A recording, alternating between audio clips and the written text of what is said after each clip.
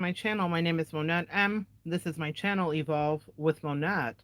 For those of you that are new here, I'm a professional intuitive empath, and I have a message for the community that indulges in tarot readings, oracle readings, readings of any kind, intuitive angels, and the like. Now, I will not be hypocritical. I am a person that does indulge. However, I'm also a person that's a practitioner. So this is my life's work. It is how I pay my bills. But so full discretion, full disclosure. But what I want you to understand is this, my loves. It is not a relationship. If you are in a separation with somebody, or someone was unwilling to, or uncooperative in any way to give you communication about your relationship, it can become very codependent to be seeking out every single reading that you can find. I will tell you and give you the grace that I did allow myself, that when we go through really hard times with people, we may fall on that in a codependent way because we just want clarity, right? And that's what my readings provide, is clarity. But one of the things that I deter my clients from is being dependent on me. I'm always encouraging growth. And if someone is calling me for readings repetitively and I can tell they want more of a connection with me than they do actual help, I will set boundaries because I have to keep myself healthy, and also because I'm here to help you ascend and grow. I have clients that I've worked with for years, that I've walked out of toxic relationships and codependencies, et cetera, and walked into real relationships. And I've worked with clients that were love addicts and that were picking the same terrible guy over and over again that was unavailable. And now they're in healthy relationships and inviting me to their weddings.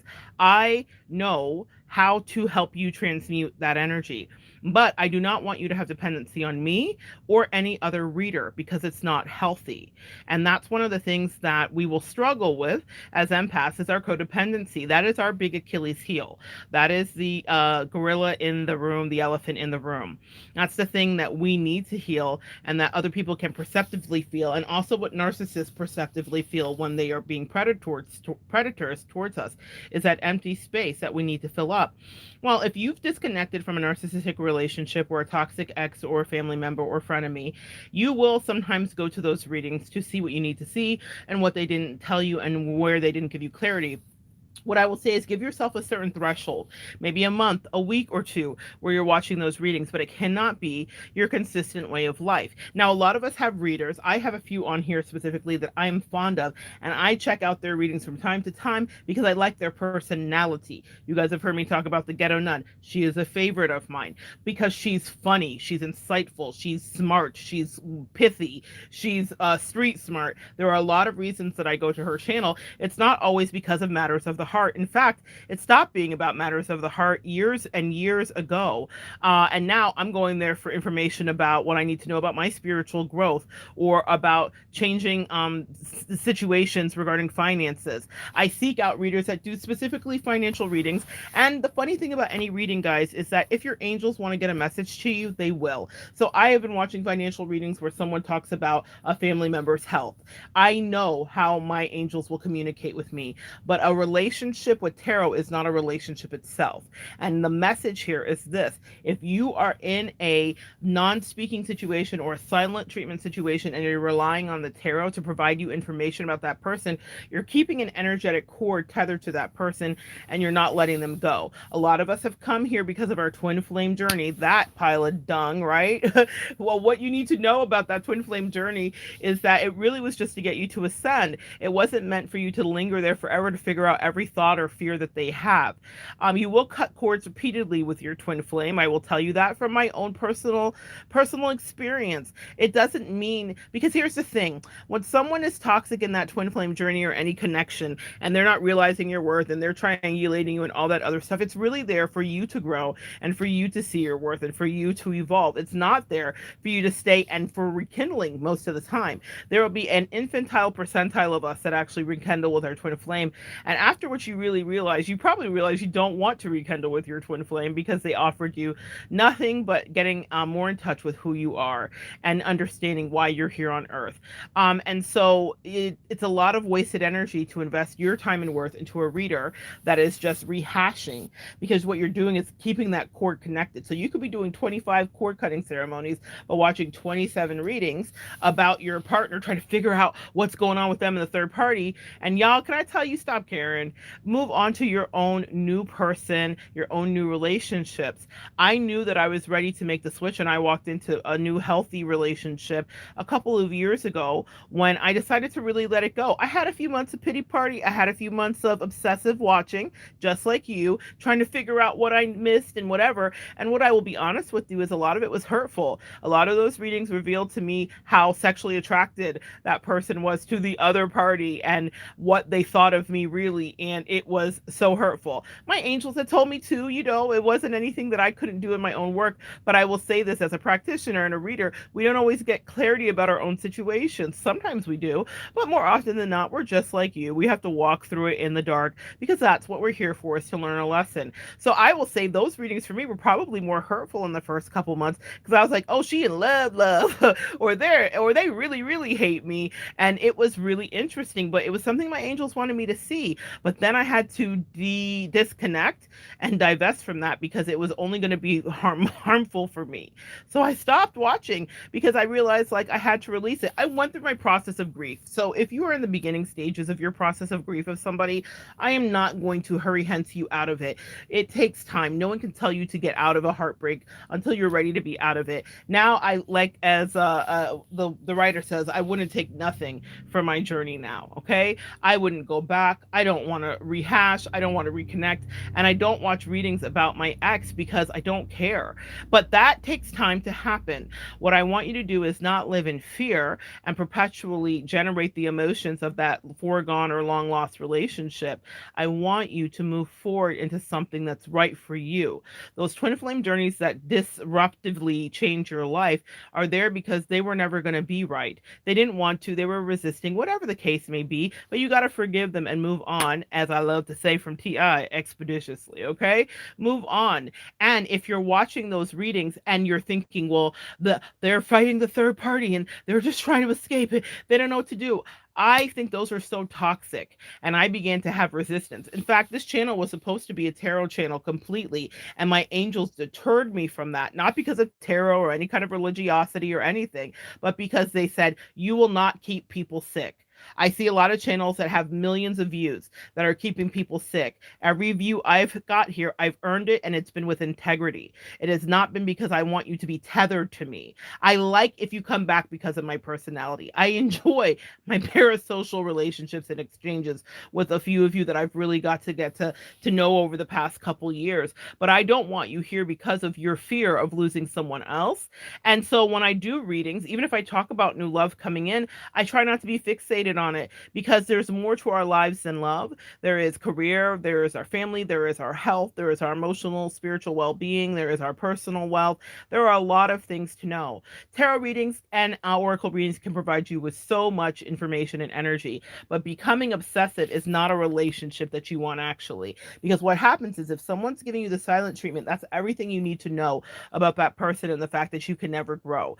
If someone, I have a video up here, if a person that loves you wants to be in resonance in a relationship with you, not dissonance, meaning someone that cares about you can't fight you for weeks and months at a time and not speak to you unless they feel like on some level you're toxic, or on some level you feel like they're toxic and you're protecting yourselves. That's different. There is no friend that I have in my life that I call friend, even if they frustrate me. I was having a conversation with a friend recently. She's on the cusp of Pisces and Aries, and I've always just thought of her as a Pisces, but she's an Aries. And I said, oh my gosh, that so explains your assholery, because I can say that to her because we're honest in our friendship. But the pushback that I've got from her in my life, and the fact that we have had a couple of emotional fights, it doesn't mean that she's toxic and needs to be discarded. She's my friend. She's in the trenches with me. We talk through our problems, actually. But that happens because we care enough about each other to mend and fix a thing.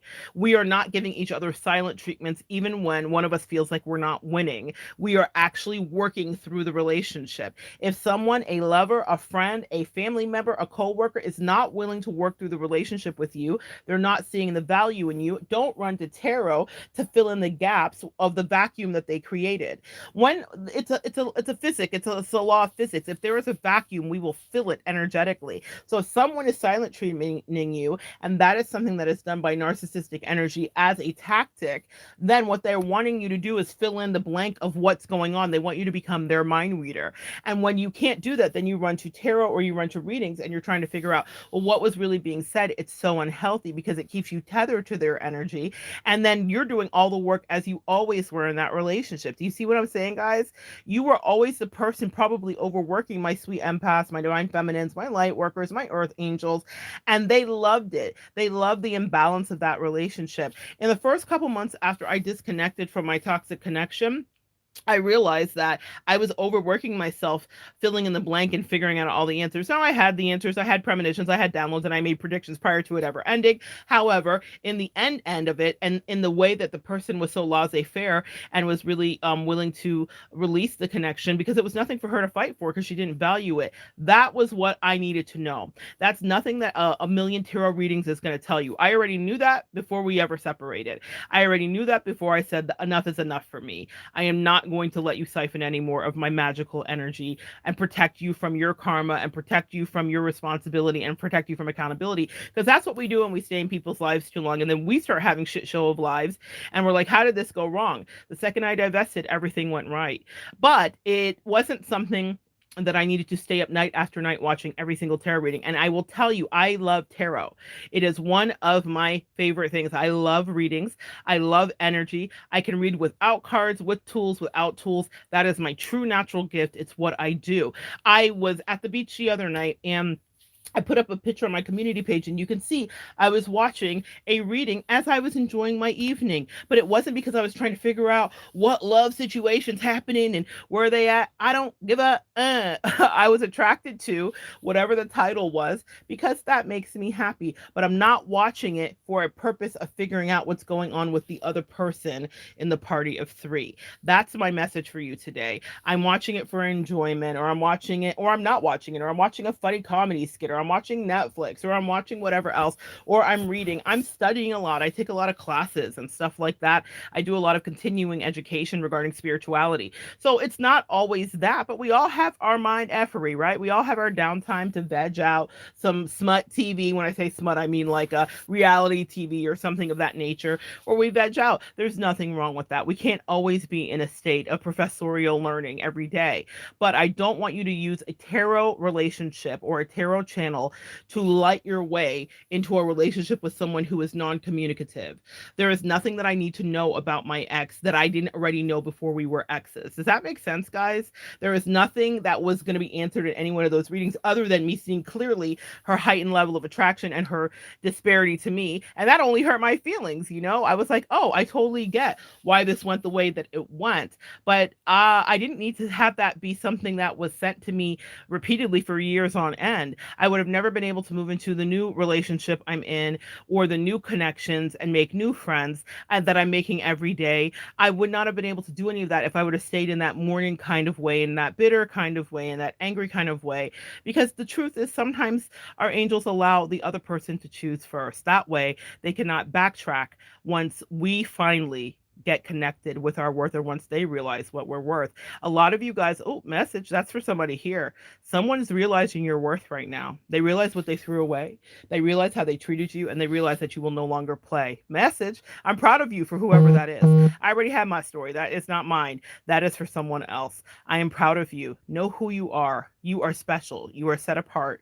You deserve better. But I do not want you to have fake relationships with the tarot channel in order for you to feel like you're filling in the blank. That is not healthy. Again, I discourage unhealthy attachments to me with readings. If someone's calling you 6 times a week, you don't want a reading, you want a relationship.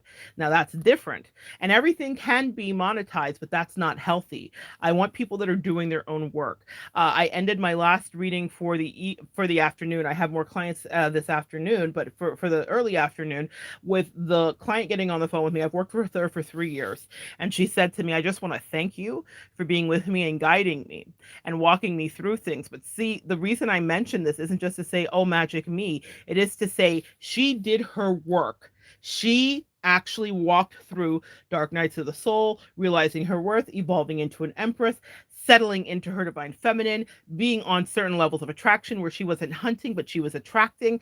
All the things that I talk about on here and teach when I'm working with a client is also what I preach.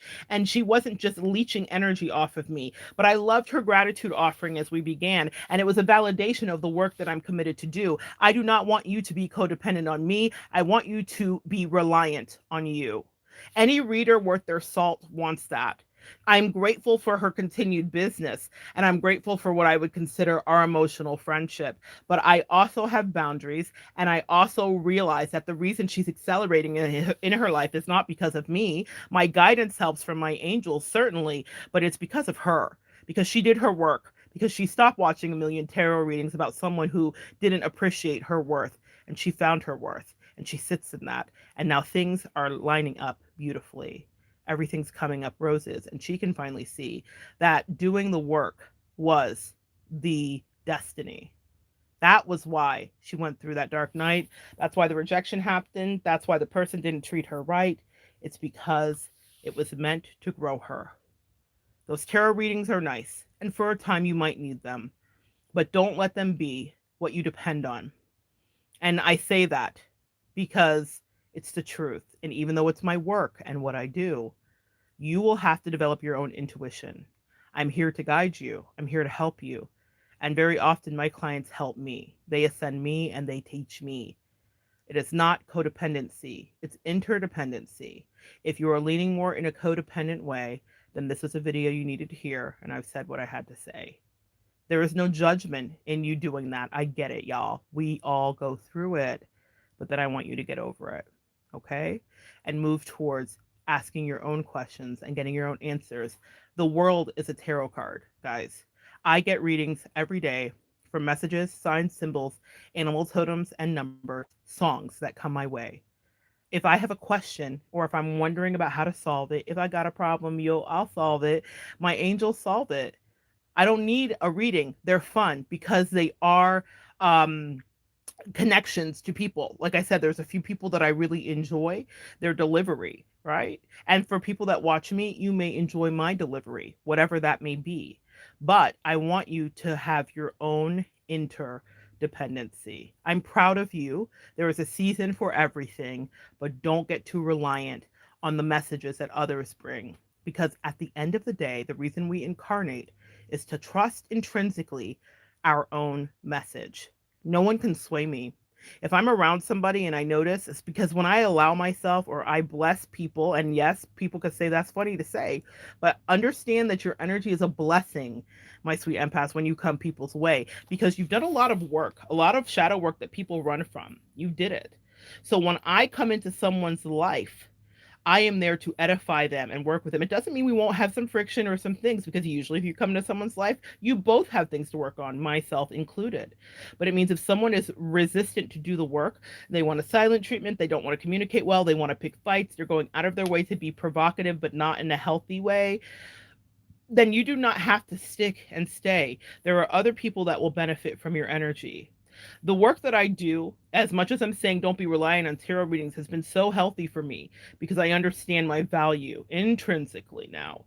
And I understand that people come to me to help them decode, and that means that my true north has to be accurate. When you're around people that have issues with you and you can feel it, but they're not saying it, it will affect your vibration and pull off your personal alignment and also your confidence.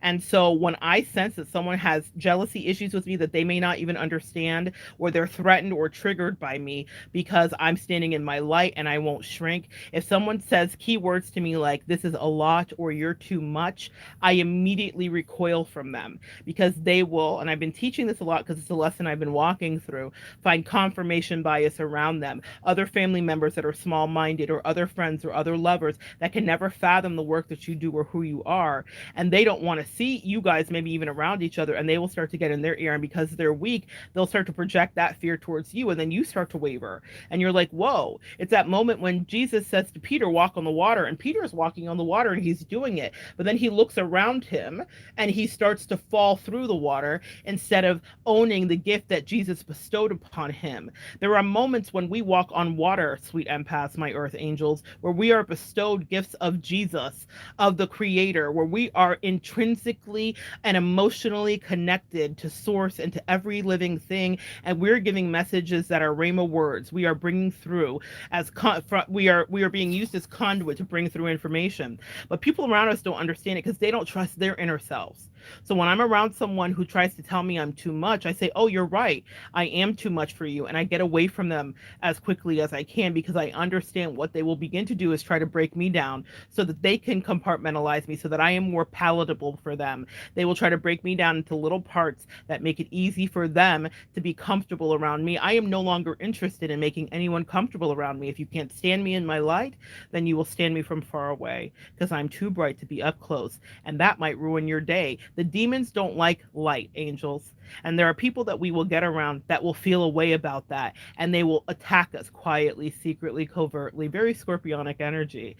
For my lower vibrational Scorpios, my high vibing ones, I adore you, okay? I have so done a work with that. But what I will tell you is don't let anybody attack you and stab you in the back. And then you're like, why am I wavering? Why don't I understand? I am paid to be accurate and I am vetted. And I keep my ratings where they are because I believe in it. I believe in myself. I believe in the words. When people come back to me, one of the things and one of my favorite things that I like to hear and that I've heard is that all these other psychics told me this, this, and this. They painted happy candy, sugar crush stories. And you told me absolutely not. And you told me reality. And you were the psychic that was right. I am delighted when I hear that. Not because I want to be a killjoy or crush anybody's stories, because believe me, people don't come back to me because it's all gory. We are rising, we're climbing mountains, we're achieving goals, we're losing weight, we're getting healthy, we're doing all kinds of things over here. But what I will tell you is I am not in the business of imagery and dreams, meaning I will decode them for you, but I will not paint something as different as it seems or it is. That's my favorite compliment. That's my favorite review. Not that she was so accurate and she'll be for you too, but that she told me what I didn't want to hear. And damn it if she wasn't right. I operate out of that light. And so do many of you. I only will that. When I pray over who watches this channel, it's people like you who will say it like it is, no matter how anyone feels, because we have work to do. This life is a short one. It goes by in the blink of an eye. We do not have time to let time fly by while people are living in illusion. I refuse to do it. I refuse to do it for myself, and I refuse to allow you to do it if we work together, and I refuse my clients that I do work with to do it. But that means that you have to be one with your star player, as Cat Williams says. You have to know who you are. Do not be waver. Do not waver, because people will seek to have you waver. And people will seek to give you compliments coupled with criticism. That is toxicity. People will seek to try to confuse you about the things they think because they do not stand in anything permanently. They do not know. And that's okay. Even those people you were supposed to be around to help them raise their vibration and give them an example of someone who won't back down. I'm hearing it. And I won't back down. That song. I don't back down. I won't stick around, but I won't back down. There's a difference. I remove my energy, God as my witness, if someone feels me as a threat, but I, in their life, am a presence that they will not forget, and neither are you. In their life or out of their life, our silence is loud. It speaks volumes.